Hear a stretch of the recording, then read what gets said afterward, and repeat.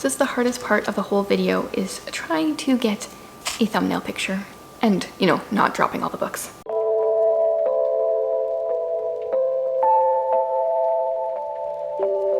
Hey guys, I'm Chantel, and I don't know what the weather is like where you live, but I live in the Canadian prairies, and to me, winter includes November, December, January, February, and like a decent amount of March. So I wanted to create a TBR for winter. The books I'm going to share today are kind of like part one of this TBR. I think I have 10 books here. I didn't actually try to make it like a perfect 10, but that's kind of how it worked out. These are all books off of my TBR cart that I want to read this winter. And then probably in about another week or so, I'm going to share, I have a stack already. 1, 2, 3, 4, 5, 6, 7, 8, 9, 10. Also, not on purpose, another 10 books that I'm going to put onto my TBR cart and hopefully get to this winter. But first, can I just show you my shirt? Can you see that, guys? That is books, stacks of books. This is one of the shirts that I created during the Hey Reader-a-thon week. I was sharing a little bit in my vlogs that I was working on creating some shirts, kind of just for myself. Thought I would throw them up there if anyone wants them. So when this video goes live, these shirts will be available for purchase. So I have this one, and then there's a couple other ones as well. A couple different designs in different colors. And I'm really excited about it because I normally don't wear t-shirts. I got these unisex, and I am wearing a medium. I wanted it nice and loose, and it's actually very comfortable. I really like it, and I think I'm going to be wearing these all winter long. My favorite one that I made might be I closed my book to be here, because if I'm anywhere except at home, I had to put down my book to go there. So these shirts are normally $28 US. But I'm going to figure out how to put them on sale for $25 from now until, I don't know, beginning of December or so, kind of like a Christmas sale. Either they will be down to $25 or I will put up a coupon code sharing the code that you need to use to get them for $25. I haven't actually looked into that yet, but hopefully I can figure that out. Okay, now let's get into the winter books. The first two books are actually both on my actual TBR for November, so I took them not off of my cart, but these were ones I really wanted to get to this winter. And the first one is The Doll Maker of Krakow.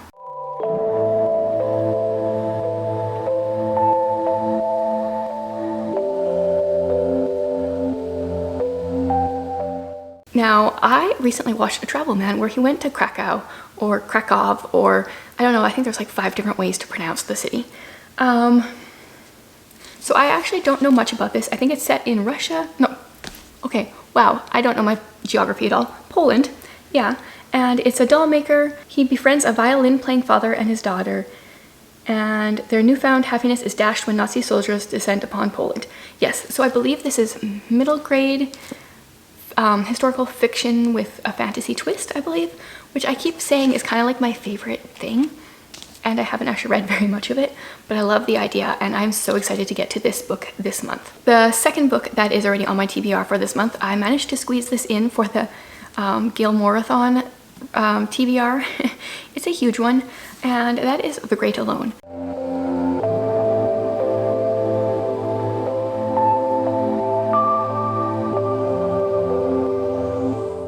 I wanted to read this one in November so bad because so many of you have been like saying I need to read this one, and it seems like it's got great winter vibes, will be great for November. It's a little thick. I have what, 4 or 5 books to read that month, so that might be a little difficult, or that week. So this is set in Alaska in 1974, and it's a family in crisis. They're all alone living off the grid in a harsh and unforgivable wilderness. The husband has just come home from the Vietnam War, and he's changed. So he moves his wife and daughter to Alaska, and I don't know, things go down. And I chose this one for the mother-daughter relationship, I think. And apparently it would fit more of the Gilmore readathon prompts, but yeah, I'm really excited about this one. I read Kristen Hanna's, what was her other book? You know, like the World War II one that's really popular, The Nightingale. I mostly quite enjoyed that one, so I'm looking forward to this. I purposefully went to my cart. I have to admit, I have been avoiding the classics shelf of my cart all year long. I pulled a few off of there usually only when I had to. And so I decided there is 2 that I'm going to read this winter. I know nothing about either one of them, but back a few years ago, I watched YouTube videos about books, but I didn't make my own. And there was this one booktuber who read a lot of classics that I watched, Lucy the Reader. And honestly, I don't even know if she still makes videos. I haven't checked. Anyway, these were some that she recommended back then, years ago. So then I was just like buying all the classics that she recommended. So this first one is Jules the Obscure.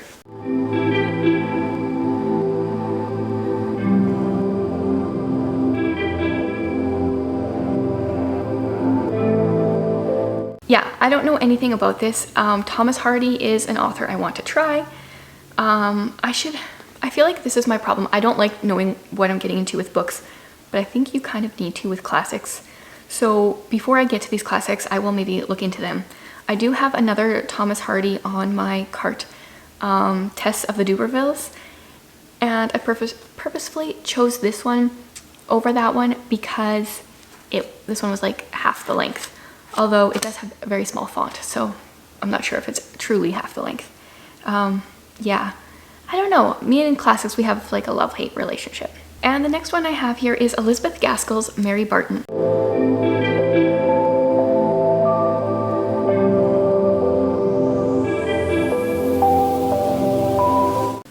Now, Elizabeth Gaskell, did she write North and South? My editing abilities will be able to tell me and tell the screen if I'm right on that or not. That, if she did write North and South, that is definitely more popular than this one. This just happens to be one that I found in a thrift store years ago. I think some kid used it for university. And yeah, once again, don't know anything about it. Probably, I'm assuming this is like Victorian-esque era. First published in 1848. Wow, okay. So yeah, kind of low expectations, but I really want to just try some more classics. If you guys have classic book recommendations, especially for winter, but just in general, like what are some really good ones that I should try? Because I feel like I have a couple that I've liked over the years, but not very many. This next one is one I'm really excited about. It is Mapping the Bones.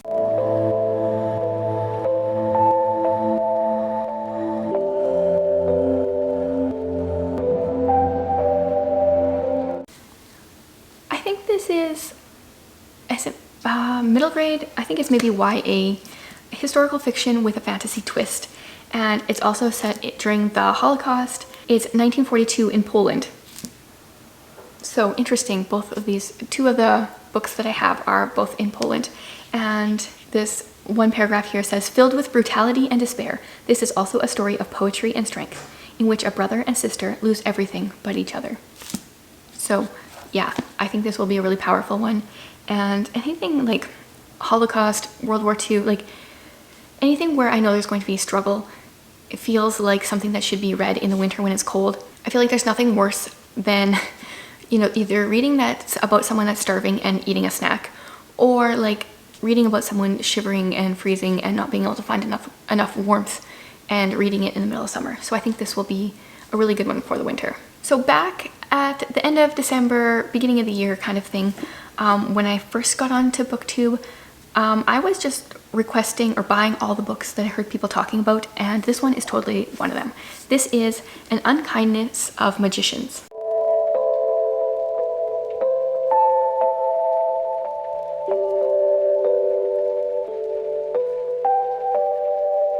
So this one is apparently like a fairy tale, folktale type thing, according to this fantasy thing. I don't know.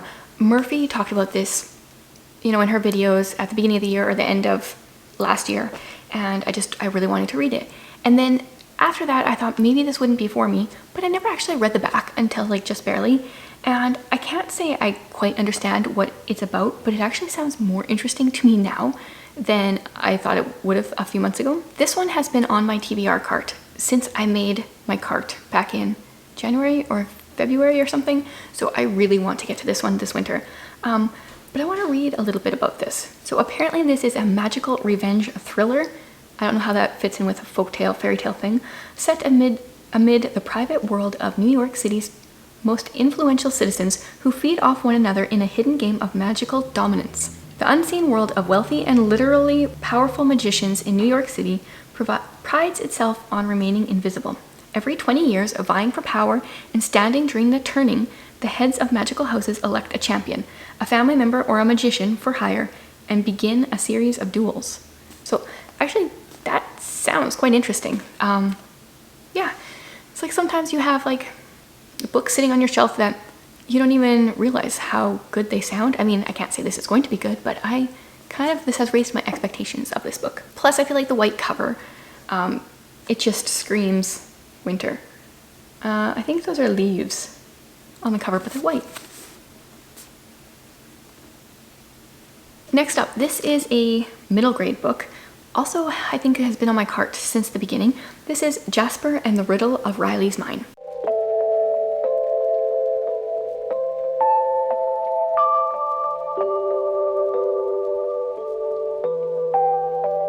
This is by Carolyn Starr Rose, and honestly, the only reason I picked up this book is because she has written what is probably my favorite middle grade book ever. It is a free verse novel called May Be, like May and then the letter B. And it is, that one is kind of like Little House on the Prairie, but a little bit darker and free verse, and I really enjoyed it. And so I just wanted to check this one out. And because it has snow on the cover, I thought it would be perfect for the winter. So one of these kids gets on a steamer as a stowaway headed to Alaska at the start of the Klondike Trail. He's following someone. So I don't know. I'm possibly going to save this one for like middle grade March and read it at the beginning of March when there's probably still going to be a ton of snow on the ground, and then it will be fairly fitting. But definitely want to get this one off my cart this winter. This one is a book I feel like I've been talking about a lot lately, and that is Spare and Found Parts.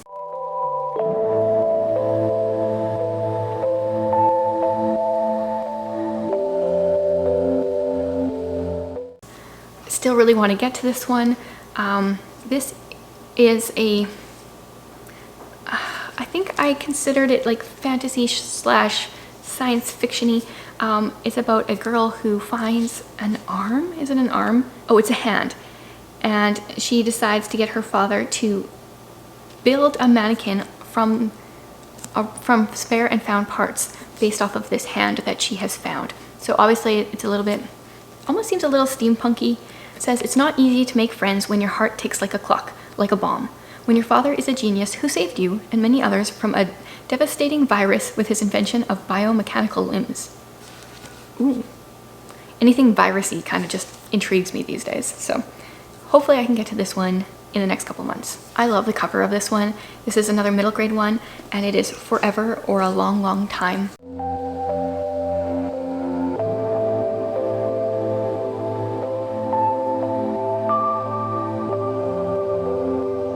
From what I know about this book, it is about siblings who are in foster care, and I think it's kind of like a found family story, and with us being a foster family and having adopted internationally before, anything like that just pulls at me, and this is one that I really want to get to. Once again, maybe middle grade March, we'll see. And also I just really think this cover is just gorgeous. I love it. Plus, it looks like the characters are probably blackish. I mean, like it's so hard to tell with a illustrated cover. And that is another thing, because my son is from South Africa and he's black. I want to try to have more books with characters that would look like him. And I've been doing a decent job with that. Honestly, I feel like for me, Book Outlet has been a great place for me to find books like that. Yeah, for some reason it's much easier there than my local bookstore. Okay, and the very last one, this one is actually a library book. This is The Bear and the Nightingale.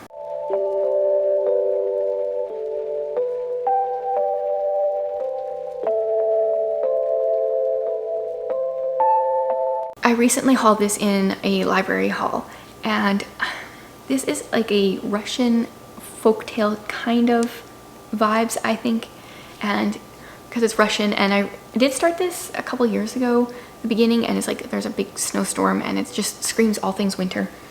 I did not finish this one a few years ago because almost all the characters, their names started with a V, and I couldn't keep track of who was who. So my plan is to go into this and write a character list so I can remember which V name goes with which character. Yeah, I don't know much about this. I think it is a trilogy now. I don't know if it's going to be more than that or not.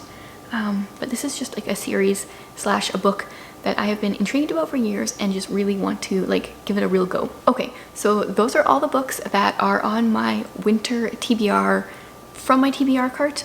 Then the second half of this will come when I add 10 more books onto my TBR cart, and I'm also going to be adding a few extra prompts. I'll talk about that in that video. I would love to hear if you have some like winter specific book recommendations for me, especially like Christmas specific. I recently got asked if I had any recommendations for Christmas books, and I was like, no. Like last Christmas I read a Christmas book, a book with the Christmas word in the title, and it was Hercule Poirot's Christmas. So it was like a murder mystery, and you know, like that bloodiest Agatha Christie ever. So not really like cozy Christmas vibes. But I would love it if you guys have some good recommendations for that. And yeah, if you want some shirts, I will have that linked below if all goes well.